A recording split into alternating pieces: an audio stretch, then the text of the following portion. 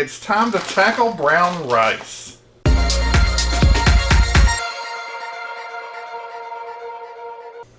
Welcome to Help at Home, your resource for great recipes and easy learning. I'm Jim Hightower. Today we're going to tackle brown rice. And it is different from white rice, more than just by the color. You can see it's similar, but it's brown instead of white. It has the husk on it, it has the germ. It is a whole food product. And so this will officially, once and for all, settle the debate that I've had about which is better, brown or white rice. And for diabetics, maybe the best answer is no rice. But after speaking to Lori's endocrinologist, it is the fact that because brown rice is a whole food, it is better for you than white rice, which is a processed food, which has no husk, no germ, very little nutritional value, just carbs.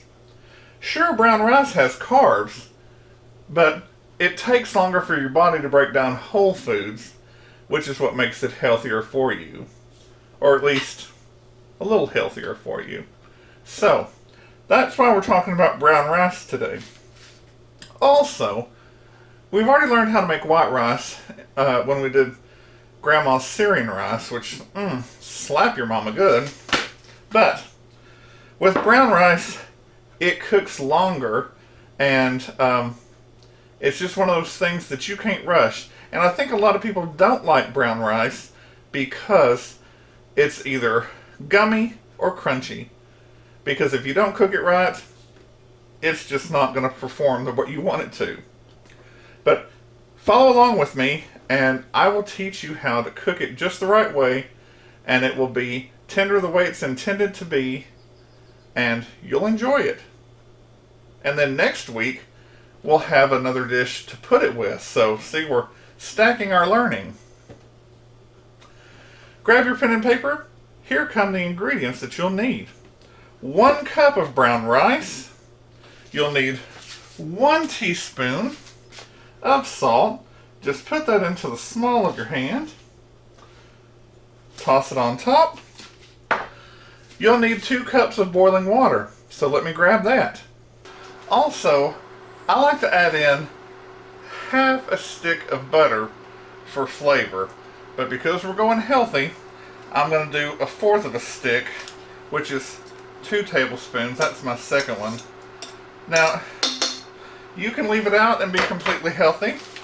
Or, if you still want to give it just a little bit of a loving push, you could do a couple of tablespoons of olive oil. Just makes it yummier. So, my water is practically boiling here. My butter will be melted in no time. I have my 1 cup of brown rice, my teaspoon of salt, and some people, and even some recipe packages, argue about put it all together in there cold, and bring it to a boil, or bring your water to a boil and then put it in. But I subscribe to the bring your water to a boil school of thought, and then you can stir it in real good once, turn it down all the way to low, cover it up with a close, tight-fitting lid, leave it alone for 40 to 45 minutes.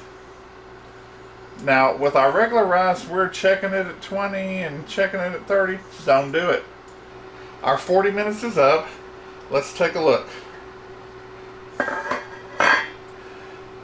Now, first thing you'll notice, you got those little clamshells down in there, or clamshell holes from where it boiled through. That's just what you want. And this is perfectly done. There is no water in there.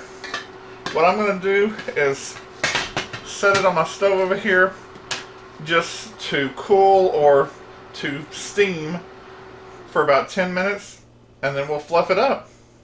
We'll be ready to put it in a bowl and go for the glamour shot.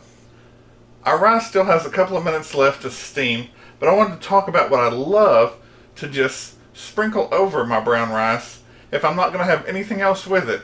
It makes for a great light meal. This is seasoned minced pork. It's an Asian type meat dish. It's dry, so here's your texture. It's almost like cotton candy, but just a little bit stronger, and it keeps forever. It just melts on your tongue. It's kind of a light, sweet taste. And I had this big jar. You can see it's just about gone. But if you're interested in this, which has no MSG, by the way, or no added MSG, I will put a link in the description.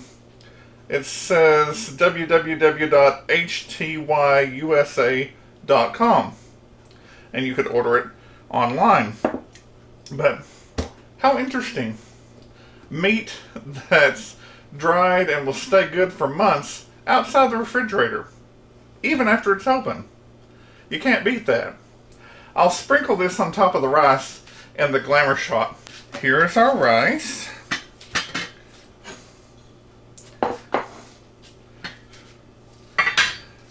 And you just stir it up.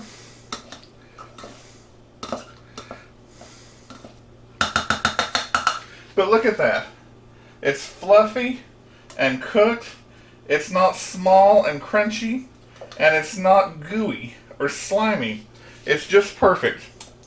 So, the key, 40 minutes on low after it's boiling. Then check it. Make sure there's no water left in there. If there is, turn it off and let it steam for 10 or 12 minutes on the burner that you just turned off. Otherwise, you can set it on a cool burner to steam for those 10 minutes. It's all about those last 10 to 12 minutes too. Write that down.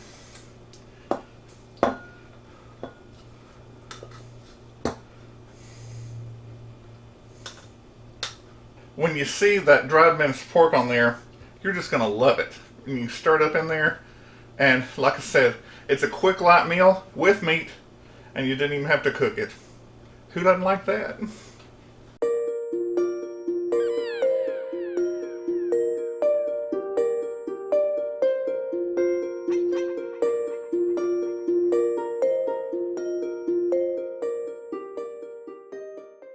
If you like this recipe for how to cook brown rice correctly and to use it as a great white rice substitute, give it a thumbs up.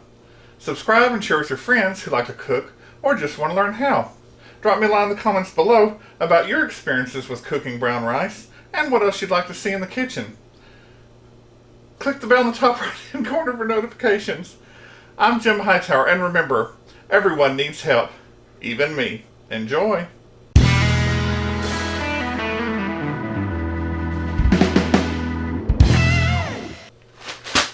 Let's try this again. Technically, for diabetics, I guess no rice is the best alternative. Subscribe and share with your friends who like to cook, or just la la la la.